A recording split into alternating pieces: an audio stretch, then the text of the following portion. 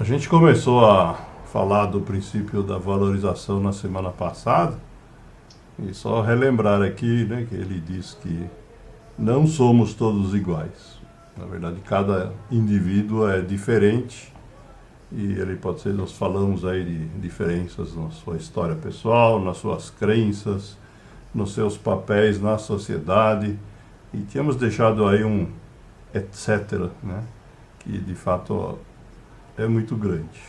É exatamente nesse ponto aí que a gente vai então retomar essa questão hoje, porque as diferenças entre as pessoas podem se dar, inclusive, em muitas outras questões que às vezes a gente não se dá conta. E esse tema está muito ligado com uma questão que no mundo atual está extremamente exacerbado quando acontece, que é a discriminação, né? Nós tivemos neste ano de 2020, por exemplo, diversas reações aí a atitudes racistas, por exemplo, nos Estados Unidos, no Brasil, na Europa.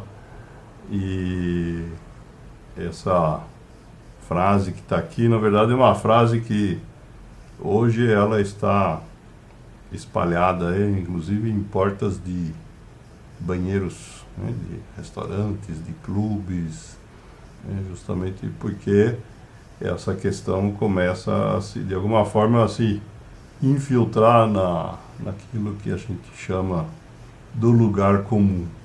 Mas infelizmente é um processo lento e, como todo crescimento, não é sem dor.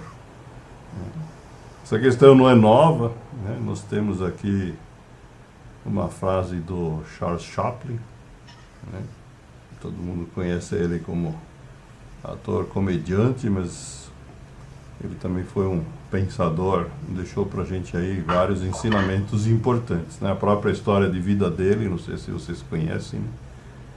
Ele passou por situações muito, muito difíceis na infância e na adolescência. E na maturidade ele escreveu aí várias coisas que as quais nós vamos aqui citar hoje, pelo menos duas, né?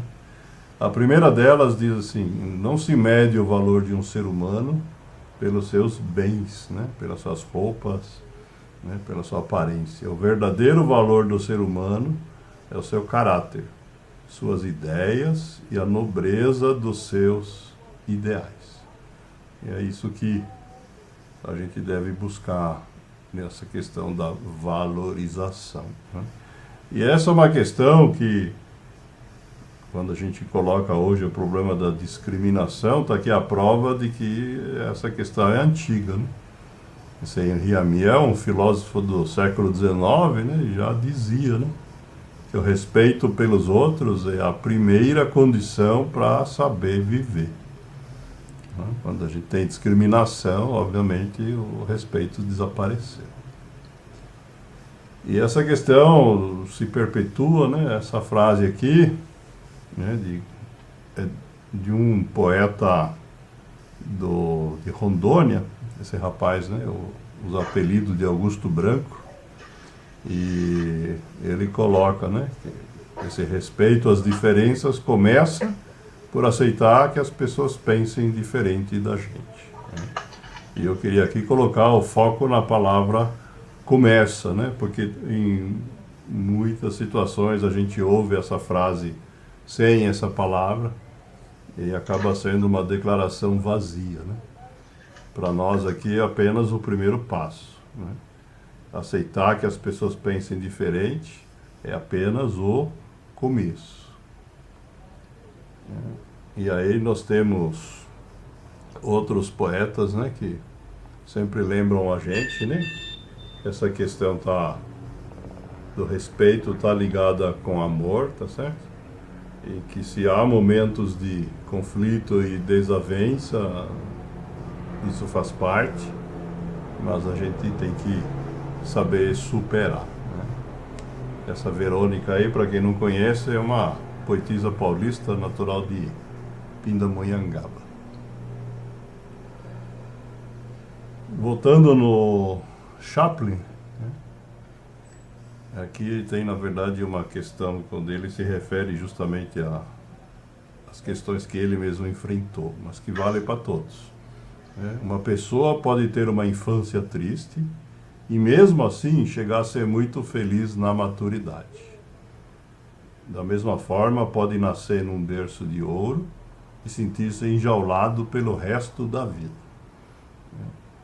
Essa frase, por si só, mereceria uma apresentação inteira, né? Pela profundidade dela, né? Mas, de forma bem resumida aqui, tem alguns pontos que eu gostaria de destacar, né? O primeiro, né, é que a gente não deve permitir que ninguém se desvalorize na maturidade porque teve uma infância triste. A gente conhece pessoas que, em função disso, se colocam como vítimas da sociedade, eu acho, né? Exigem que os outros, em função disso, façam alguma coisa por elas. Né? E esse é um caminho equivocado. Né? A recíproca acontece em função, né, daqueles que ele coloca aqui como contra-exemplo a situação dele, né? Da biografia do Chaplin, né? De pessoas que nasceram em berço de ouro, né? Filhos de ricos, de príncipes, de nobres, e que viveram infelizes, né? Porque se sentiram enjaulados, como ele diz, pelo resto da vida. Né? Então a principal conclusão aqui é que não depende de onde que a gente veio, né? Depende só da gente. Essa questão que nós estamos falando de valorizar as pessoas, da discriminação, também passa pela questão de gênero, né? E aí, quando a gente fala em gênero, não teve como não lembrar aí de uma pessoa que venceu esse desafio já há mais de 60 anos atrás, né? A Golda Meir foi primeira-ministra de Israel numa época em que no restante do mundo isso era absolutamente incomum, né? E aí, quando perguntaram para ela sobre essa questão, né, ela deu essa resposta aqui, né? Se as mulheres são melhores do que os homens, eu não poderia dizer, mas posso dizer que certamente não são piores. Essa questão de gênero, ela se perpetua até os dias de hoje, né? Esta mocinha aqui, todo mundo deve lembrar de ter visto no noticiário esse ano passado, né? Essa Greta Thunberg, né? Que é uma quase ex-adolescente, né? Porque vai fazer 18 anos ano que vem, né? Nascida na Suécia e que é ativista aí na verdade, extremamente envolvida na luta contra a mudança climática, né? Ela é conhecida por isso. Mas o que pouca gente sabe, né, que além disso, né, ela sofre aí da síndrome de Asperger, né, que é um problema de ordem psiquiátrico, né, e isso faz com que ela seja diferente também, né. E não vamos aqui entrar no terreno da política, né, mas tem gente que desrespeita não só a pessoa, né, nesse caso aí por ser menor, por ser do sexo feminino, e ignorando essa condição, né? E apesar disso ela está trabalhando aí, propondo que o mundo trabalhe, né, pela melhoria do nosso ambiente coletivo. E isso é uma forma aí de trabalhar muito parecido com o nosso esforço aqui, né? Nós estamos querendo todo mundo aqui melhorar, né? E que vem, na verdade, na cabeça de outras pessoas há muito tempo, né? Esse Henri Viscardi, ele não é muito conhecido no Brasil, mas nos Estados Unidos ele é extremamente famoso, né? Esse homem, ele vivia numa cadeira de rodas, né? Ele tinha problemas de locomoção. E ele se transformou num ativista da causa a tal ponto que hoje existe nos Estados Unidos uma rede de escolas que levam o nome dele, né, e que seguem a filosofia que ele desenvolveu, né, justamente no sentido de que, como está escrito ali, né, não existem pessoas com deficiência, apenas pessoas com diferentes graus de aptidão, e a gente tem que se adaptar e conviver e valorizar cada um deles. Essa questão, se a gente quiser buscar exemplos, eu encontrei 2 exemplos, esse e o próximo são, eu diria que quase que dramáticos, né? Essa Lari León é uma jornalista espanhola, né, escritora também.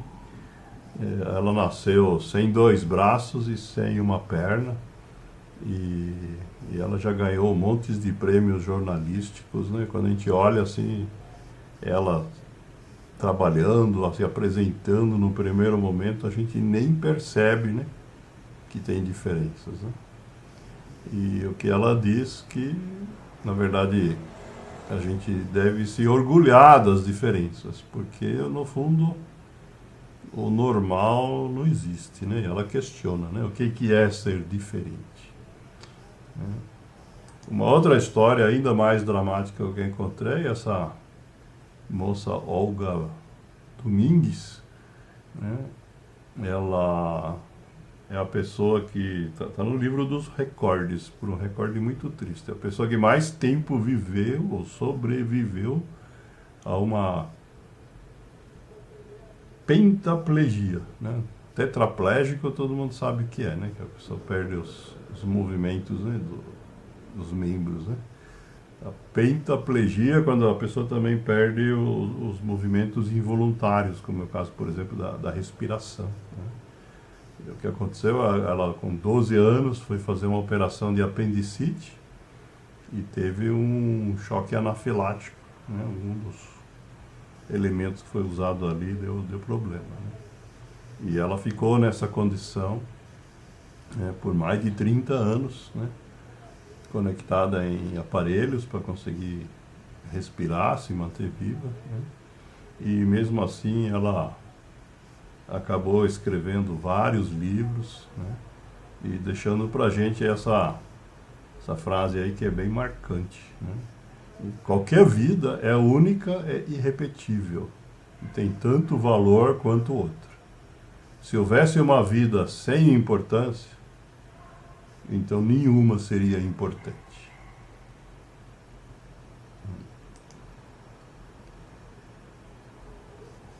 Essa questão, às vezes no mundo esportivo, ela também aparece, né? E a gente sabe que às vezes tem pessoas que exercem determinadas funções apesar das suas dificuldades, né? Essa Martina Navratilova é uma jogadora de tênis já aposentada, né? Mas que foi campeã em torneios de Grandmaster aí nos anos 80, 90, né? E ela coloca isso dessa forma aqui, né? A deficiência é uma questão de percepção. Se você faz algo bem, alguém precisa de você. Então, assim, não importa quais dificuldades você tenha em determinadas áreas, né? Se em alguma área você tem algo que você de fato se sobressai, então isso você pode passar para outras pessoas.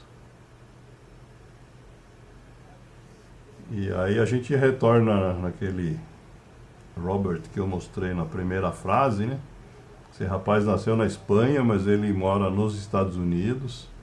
E também ele nasceu, na verdade, com um problema na espinha, né? na coluna. Então ele é cadeirante desde criança.